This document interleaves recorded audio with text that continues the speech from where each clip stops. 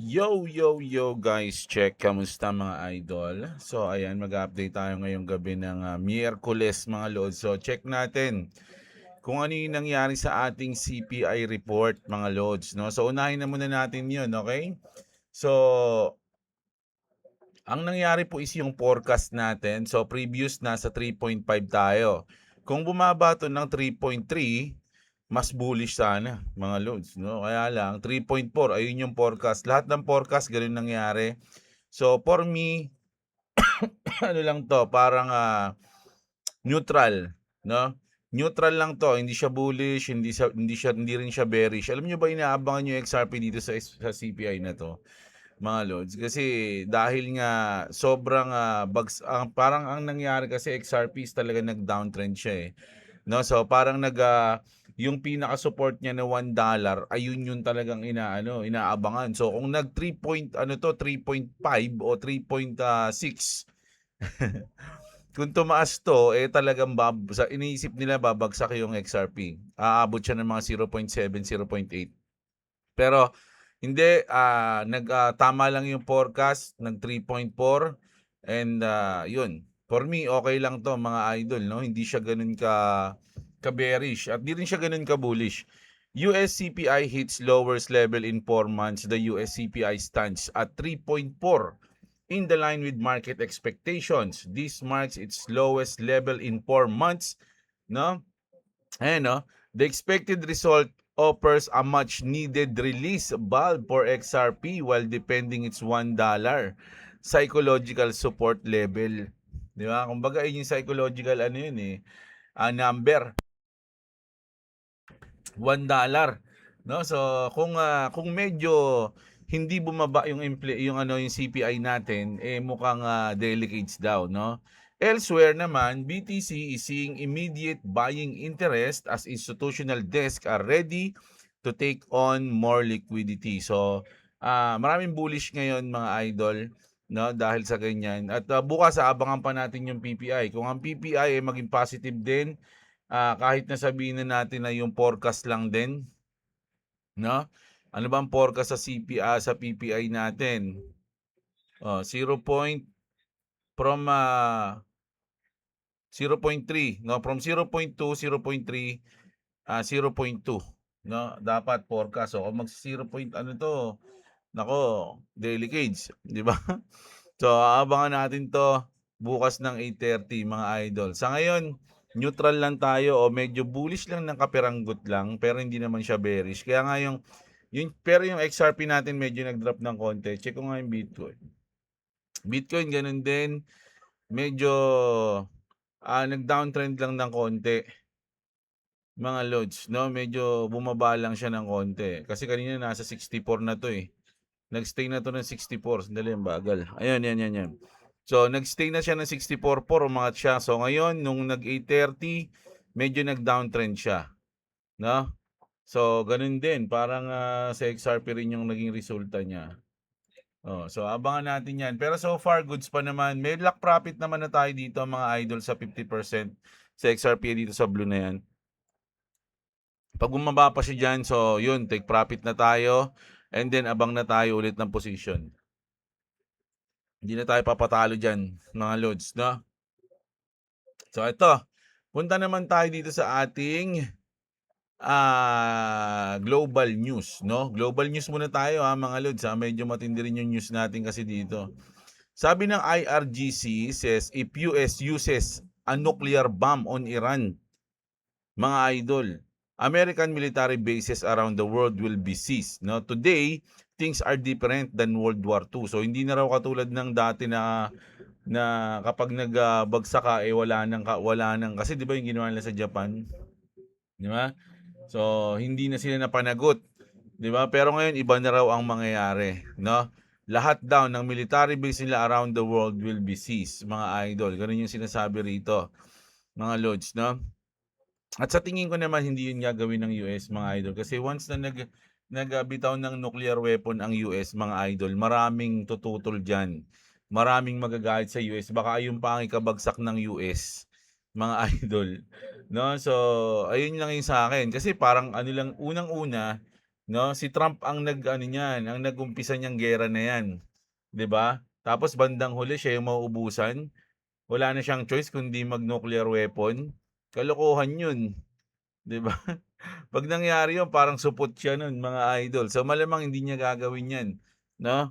At nag-announce din naman yung, Iran, ano, hindi ito, US orders embassies across the Middle East to prepare for reduced staffing amid fears of renewed war with Iran. So, parang ano kasi mga lods, 'di ba nagkaroon ng parang, talks ulit nung nakaraan pero ngayon umiinit na ulit.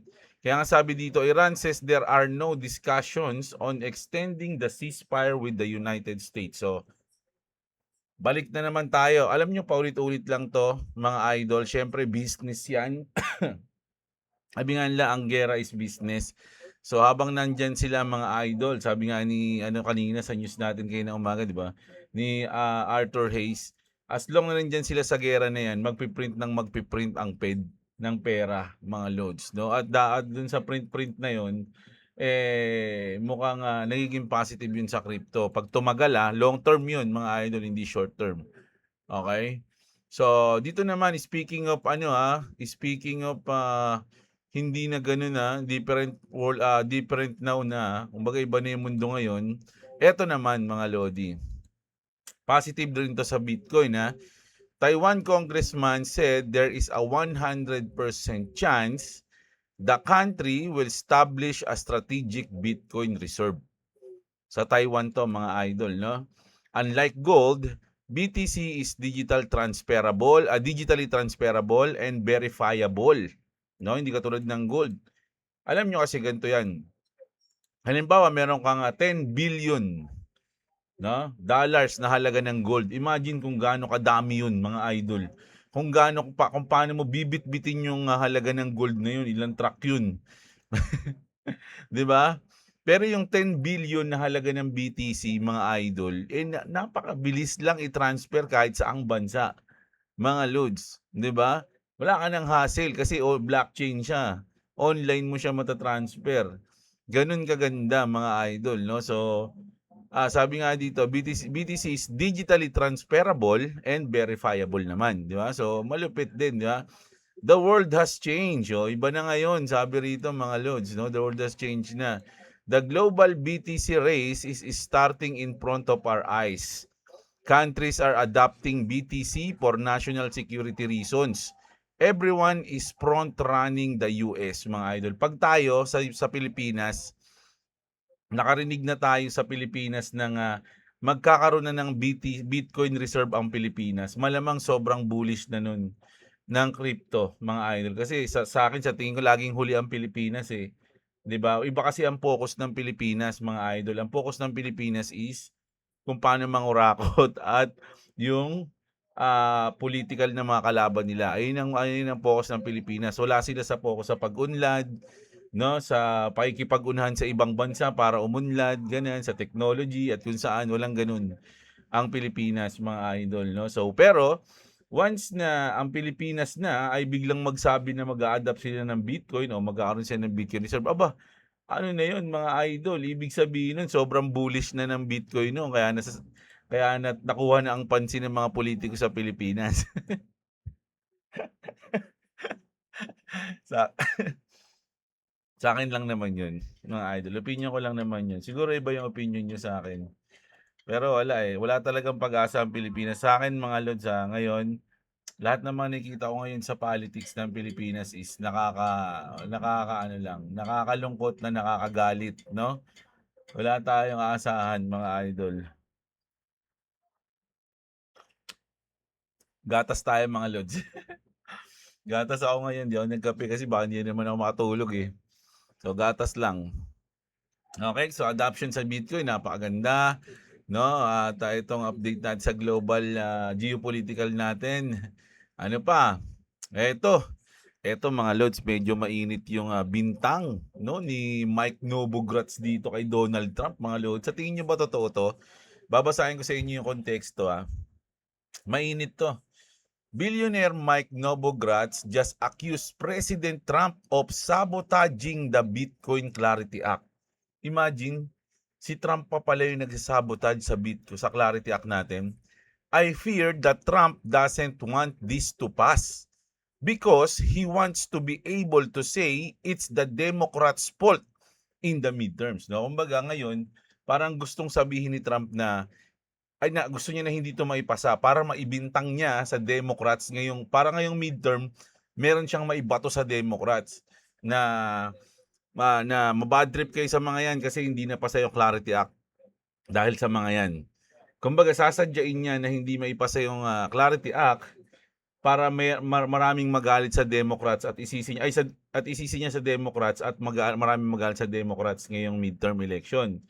'Di ba? So mababawasan yung mga botante magagalit sa mga Democrats. Parang gano'n yung sinasabi dito ni Mike Novogratz, no? Ano? Because he wants to be able to say it's the Democrats' fault in the midterms, no? People will blame the Democrats more than Republicans. The White House has the White House has the bully pulpit. This is just his ego, sabi niya rito, mga idol. Naniniwala ba kayo doon na alam niyo naman si Trump, mga idol, medyo lagi may twist ang nangyayari sa US eh. 'Di ba? Para ka nanood ng ano diyan eh, ng Game of Thrones. Lagi may mga twist na mangyayari na akala mo ito iba pala. Imbis na gumanon pa ganon, 'di ba? Parang ganon eh. So, naniniwala ba kayo na pakana ni Trump 'yan? Mga idol, palabas lang yung mga bataan niya na nagsasabi na sila Patrick Quinn, sila Paul Atkins, sila Scott Bessent na pinupush yung Clarity Act. Pero ang totoo, sila talaga yung nagde-delay. Para pagdating ng midterm, masisi ang Democrats at walang bumoto sa kanila na mga crypto holders. Parang gano'n. 'Di ba? Kaya nga ngayon, mga lodi, yung mga Democrats ngayon ang nagpupush. Sabi dito, Bloomberg confirmed live that 10 Democrats will likely vote yes on the Clarity Act in September. This is very bullish for Bitcoin. Bipartisan support for crypto is growing in DC. It's not over yet. We are winning. Sabi dito. So sabi dito, mga lodi ni Steven Dennis, mga idol na 10 Democrats, mga idol, no? Actually, ang kailangan lang ata ng Republicans na boto is 8 o 7 kasi nasa 50 plus na yung boto nila eh. Kailangan nilang nila ng 7 o 8 para maipasa yung Clarity Act, no? 10 pa yung boboto. So, pwede na yun, mga idol. So, marami ring nagsasabi sa atin, marami rin ako nababasa ng mga content creator na nagsasabi na yung September 15 na botohan dyan sa Clarity Act, medyo solid yun. Malaki yung chance, mga idol. Parang ganyan, no? Na halos 90%. Ayan na. Odds, the US will vote on the Bitcoin and Crypto Clarity Act in September just surged to nearly 90% on Kalshi, mga idol. No, we could be just weeks away from finally getting clear rules for crypto. The votes is on, the pressure is building. America will lead the world on Bitcoin, no? So ayan 'yan, mga lods, no? So grabe. Alam niyo yung matagal na nating hinihintay na Clarity Act, ay yun pa yung bumitin sa atin, no, sa lahat ng mga nangyayari ngayon. Imagine, ang tagal nating inantay yun. Tapos bigla pa lang ganun yung mangyayari, matitenga pala. Ayun yung catalyst na iniintay natin, pero matitenga. Mukhang mauuna pa yung gagawin ng SEC ni Paul Atkins na mga rules bago magkabotohan. Pero sinasabi nila, marami din talaga nagsasabi na sa September 15, mukhang magiging positive doon, no, yung boto. Na makakuha ng 60 votes para maiusad na yung Clarity Act. Ayun yung sinasabi, mga idol, no? So ayan, grabe. Grabe yung mga update natin ngayon. So nag-update tayo dito sa CPI na kung ano yung forecast, ayun yung lumabas. Okay, update tayo sa geopolitical, no? Update tayo sa Taiwan. Update tayo dito. Nako, yung sinabi ni Mike Novogratz, mga idol, sa Clarity Act natin. So try natin magbasa ng inyong mga comment, mga lods. Alam niyo, sa totoo lang, medyo yung ating news ngayon, no, sa crypto, medyo tumutumal, mga idol. Medyo matumal yung news natin. Pero, nakakapagdalawa pa rin tayong balita, mga idol. Pero syempre, ano natin yan. Hanap ako ng mga, tag nyo nga ako sa mga trending news. Mag-ano tayo, hindi ko rin kasi maano, sobrang, may ginagawa rin kasi ako ngayon, mga lods. No? Pero solid to. Check natin ang Kevin Alipio, bakit ako nag-Vietnam? Ako last June, dala ko Trezor Safe 5 ko, wala naman issue, wag lang mga pinagbabawal. Wag lang talaga 'yon. Pero siguro hindi gano'n sa Vietnam, 'no? Hindi siya mahigpit. No, nabanggit natin kanina yung mga medyo medyo mahigpit eh. UK, US, ano pa ba 'yon? Nakalimutan ko na iba eh. Singapore ba? Nakalimutan ko. Si Kevin yun si Edwin Mangaba. Mapagpalang umaga boss yan. Shoutout si Idol, si Joseph Berdin, shoutout sa iyo. Idol, na mention ka pa sa comment section ng Bitpinas doon. Post nila pag drop ng XRP. Talaga ba? Hindi ko alam eh. Talaga mamaya tignan ko. Si Carlo Bautista, always watching boss, sabi dito. Boss, ang gusto ko mahuli ang bottom at di ka nadadali lagi ng stop loss. Malaking tulong sa akin na lagi din ako nakamonitor sa liquidation heat map. Pag mga 1M yung liquidation, dinadive talaga nila yan. Pwede mo check sa CoinGlass liquidation heat map. Make sure lang na BitGet XRP Perpetual tinitignan mo kasi iba-iba yan kada crypto exchange. Sana makatulong. Ayan, salamat sa iyo Idol Carlo. Ginagawa ko diyan boss, naglalagay na lang ako ng futures buy limit dun sa mga presyo na malamang target nila i-liquidate. This is not a financial advice. Yun, ayun yung ginawa ko kahapon eh. Isa pa pala boss, kapag ni-refresh mo yan, need mo ibalik sa BitGet XRP Perpetual. Pag refresh kasi niyan, sa Binance ata default. Okay, sige. Noted yan, Idol. Copy. Salamat sa iyo, Idol Si Carlo Bautista. Si Ju Joey. Only na ako sa SHIB, Sir Idol, 7x Future, sabi ni Idol Joey. O ingat kayo maglagay kayo ng lock profit and stop loss dyan. Si Mark Anthony Lazaro, dapat daw bingo plus lang ang i-promote. Sports betting, boss. Noon nag-exit kami dyan sa Kish, Iran, kung bibili ka daw ng bahay dyan, sako-sako. Tapos yung isang t-shirt sa plaza nila dyan, nasa 20 million Iran money. Grabe, no? Ganun nakababa ang kanilang currency, mga idol. Paano mo dadalhin yun? 'Di ba? So, dapat may online sila para wala nang hassle na pagdala ng fiat money. Si San Francisco, Doge lang malakas, sabi ni Idol. Medyo nag-pump yung Doge eh. Kaya nga nagulat ako, medyo umangat yung portfolio ko ng konti. Pagtingin ko yung Doge yun.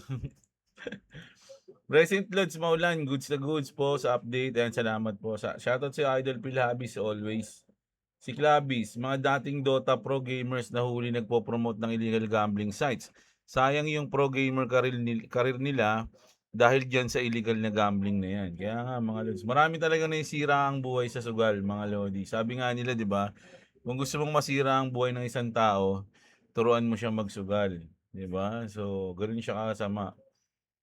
Bagsak na yung currency nila pero ayaw pa rin tumigil sa pagirahan yung Iran. Sa tingin ko parang mabubura sa mapa ng mundo yung Iran dahil hindi na sila makakabangon.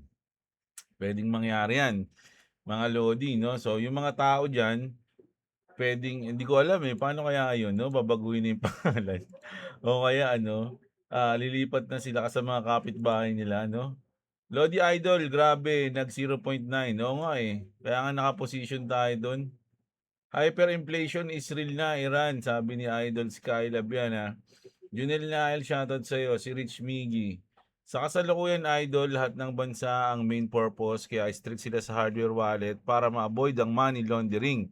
Dahil ito ang pinakamadali mag-transport ng value o another country kaya takot sila. Hindi na kasi dadaan ang funds sa anumang bangko kaya wala sila control. Isa sa maganda ng sinabi mo, Idol, pwede, no? Si Rich Miggy. Ayan, ganda ng sinabi ni Idol. Si Dave Sarmiento. Ako boss, titigil ko na ang futures. Masarap nun, umpisa lagi panalo. Masakit kapag naubos pondo. Spot na lang ako, safe pa, at kung bumaba, bodega pa. Tama din yan, idol. Dave Sarmiento, no? Ayan. Ako kasi meron akong spot, meron akong futures, no? Ano na ba pinaka-safe na storage for now? Cold storage pa din. For me, ganun pa rin. For me, mga idol, no? Hindi ko na lang alam sa iba. Si John Robert, tiwala lang kay XRP hanggang dulo. Shoutout sa'yo, idol. Sa inyong dalawa ni Eman Velasco. May star kasi kayo. So, ibig sabihin, nag-member kayo sa akin. Shoutout sa inyong dalawa. I love you. Sa mga gusto mag-member, nandiyan lang yung membership natin, mga idol. Mura lang yan. 75 lang. Gano ba yan? Basta wala pa 100 yun. 70 something lang yun.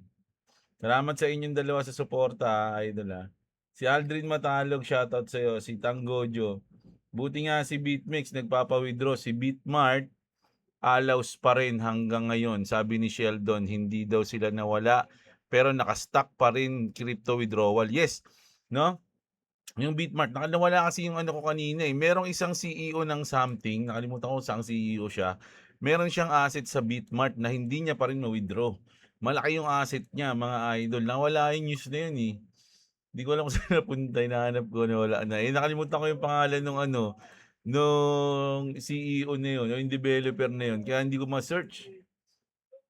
No? Pero ayun, mga Lodi, hindi pa rin sila naka-withdraw dyan, mga idol. Pero sa tingin ko, makaka-withdraw din yan, inaayos na siguro nila yan. Kasi kilala yung Bitmart, tsaka kilala yung mga developer, yung mga CEO dyan, mga president dyan eh. So, kailangan nilang magawa ng paraan yan kung ayaw nilang makulong. Ganun lang yun. Si Peng Kalag, shoutout sa'yo, idol. Si Gestoni De Rosario, Boss Jeb, tanong lang, kung binili mo si Rocket, it means naglabas ka ng malaking halaga ng crypto. P2P ba? Paano diskarte? Meron kasi kaming account ni Boss, dalawa yung account namin, no? So medyo matagal din kasi naming inano yun, nilabas, mga idol, no? Hindi siya isang biglaan lang nalabas. So may plano yun. Tapos meron pa ako mga content creator na kilala na bumibili rin sila ng XRP. So binenta ko na lang din sa kanila yun. Mga idol. Ganun. Inipon, hindi yun isang bagsak, mga lods, no? Medyo hati-hati at hiwa-hiwalay na panahon bago namin na kumpleto. Dalawang account pa namin. No, so ganun. At meron din talagang bumili sa akin ng malaking halaga ng XRP nun. Si Rezo Joynil, shoutout sa iyo. Pero idol, maganda bumili ng Iran Money. Nako, hindi ko alam ngayon mga idol, kung may pag-asa pa. Kasi usually yung mga ganyan, maganda kung makakabalik sila sa dati. Kaya lang yung panahon, matagal yan mga idol. Hindi yan basta-basta yung aangat ulit agad. Hindi. Kasi ang diyan yung economy ng Iran kung makakabawi agad eh. Kasi kung hindi, lalong lalala. Naku, lalong bababa yung pera nila. Grabe ka, Boss Jeb, nakapag-long din ako kagabi, under $1 kaso na TP. Aabang ako ulit, under 1.2 siguro para makapaldo din, sabi ni Marmar. Ayan, shoutout si Idol. Si Joseph Bok, shoutout si Rezo Joy Neal, si Pengway Coin, si Romel Babiera, si Chris Pogi. Ako, Lods, naka-position 0.9. O, yan, mas mababa pa siya sa akin. Ako, 0.98 ako siya 6. Nag-all in na ako sa last $12 ko. Sana hindi ako maabot. Sana nga, idol, no? Mr. Ad, shoutout sa'yo. Si Demon Cat. Kahapon pa ako nag-aabang sa'yo. Wala, birthday ni boss kahapon. So, sa kanya ako kahapon, mga lods. Santos Jandel, shoutout. Si Carni Norte. At si Stephen Andre, ang ating champion, no? So, ayan. Medyo konti lang yung news natin ngayon. Babawi ako sa inyo bukas, mga idol. Nag-update lang tayo sa CPI. At konting balita tungkol sa geopolitical kay Daddy Trump, sa Taiwan, at sa ating Clarity Act, no? So, ayun. Bukas bawi tayo, mga lods. Maraming salamat sa mga nanood. Alam nyo na yan. Like nyo yung video natin. Subscribe kayo. Maraming salamat sa lahat, mga idol. At magandang gabi. At What's up? And yes, I am still awake. gising pa si Boy WhatsApp eh. So ayun, kita-kits tayo, mga lods. Bukas bawi tayo, maraming news. Okay? Thank you.